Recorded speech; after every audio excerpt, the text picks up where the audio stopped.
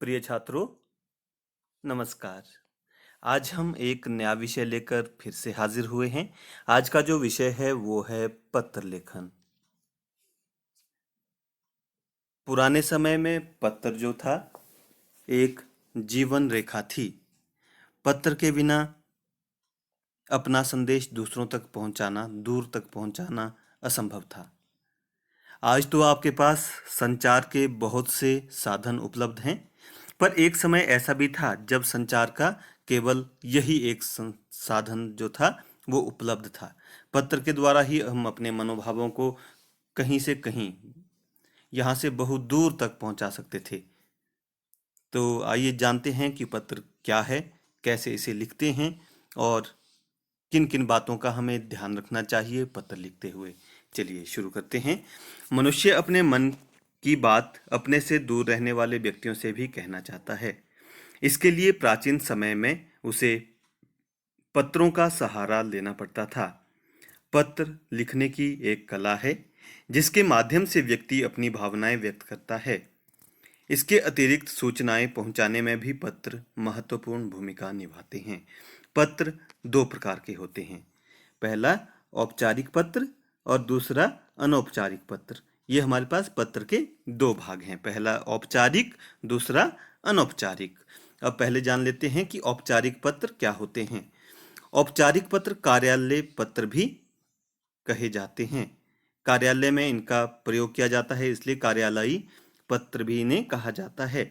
ऐसे पत्र विद्यालय के प्रधानाचार्य, किसी अखबार या समाचार पत्र के संपादक या किसी पुस्तक के संपादक, पुस्तक विक्रेता और अन्य कार्यालयों को लिखे जाते हैं। इन पत्रों को संक्षेप में सूचनाएं भेजने के लिए लिखा जाता है। दूसरा जो हमारे पास भाग है वो है अनौपचारिक पत्र। अब अनौपचारिक पत्र क्या होते हैं? अनौपचारिक पत्र निजी पत्र होते हैं। इन्हें पारिवारिक पत्र भी कहा जाता है। अपने मित्रों, संबंधियों तथा प्रियजनों को अपने विचार व भावनाएं व्यक्त करने के लिए इन्हें लिखा जाता है।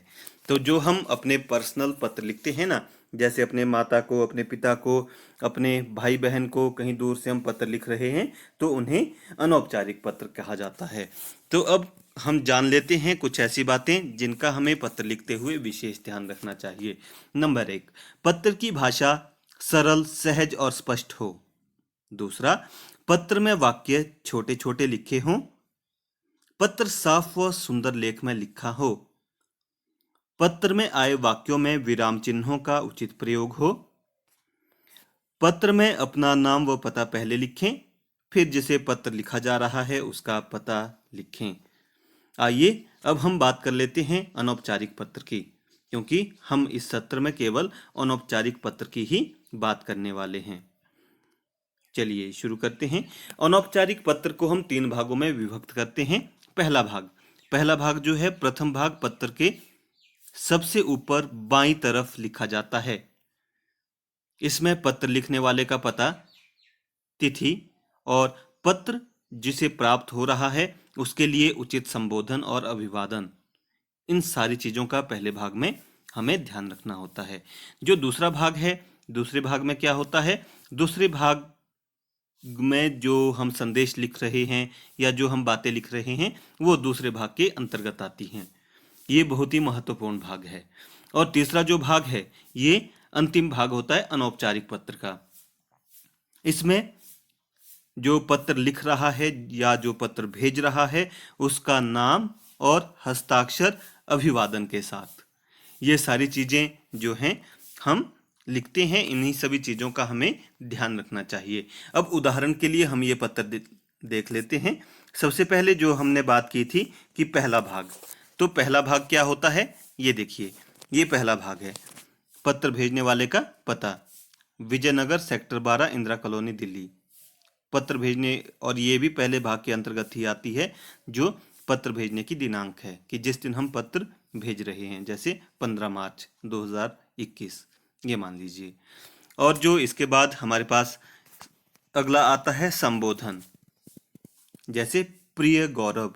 यदि कोई बड़ा होगा तो उसके लिए पूजनीय पिताजी, या कोई जो हमारे हम उम्र है उसके लिए भी प्रिय का प्रयोग कर सकते हैं। या फिर जैसे जो आपसे बड़ा हो उसके लिए आप आदरणीय का प्रयोग कर सकते हैं। अगला है अभिवादन, जैसे चिरंजीवी रहो, यदि कोई छोटा हो तो चिरंजीवी रहो, यदि कोई बड़ा है तो सादर प्रणाम। ठीक है, तो इन सभी चीजों का हमें ध्यान रखना चाहिए। उसके बाद आता है मेन बॉडी जो पत्र की होती है, जिसमें मुख्य संदेश होता है। जैसे तुम्हारा पत्र मिला, तुमने अर्धवार्षिक परीक्षा में जो अंक प्राप्त किए वो संतोषजनक नहीं है। अब वार्षिक परीक्षा निकट आ रही है, तुम अपनी पढ़ाई के विषय में पूर्ण जानकारी दो।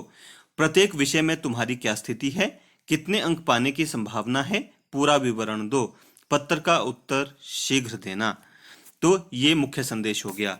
और अंत में जो समापन है, समापन में क्या होता है, तुम्हारा बड़ा भाई और पत्र लिखने वाले का नाम या हस्ताक्षर, बलराम त्रिपाठी।